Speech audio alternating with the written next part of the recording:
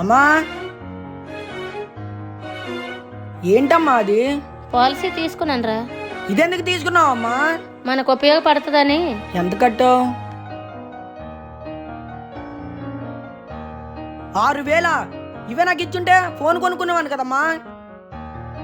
ఎంతో గొప్పగా ఫీల్ అయ్యా ఇప్పటి వరకు. డబ్బులు ఉంచుకొని కూడా ఫోన్ కొనుక్కోవడానికి డబ్బులు ఇవ్వలేదు చూడు. సూపర్ అమ్మా నువ్వు. అది కాదురా, అర్థం చేసుకో. బాగా అర్థమైంది. మా అమ్మ ఎలా చేస్తుందని అసలు ఎక్స్పెక్ట్ చేయలేదు. పవను రా, అలిగింది చాలు. నీకోసం చికెన్ ఉండని తిందు.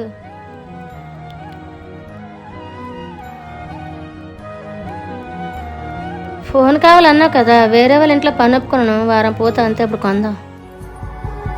ఇంత కోపడ్డానని బాధపడ్డావా అమ్మా? నీ మీద కోపం ఎందుకు ఉంటుందిరా? నువ్వంటే ప్రేమ తప్ప.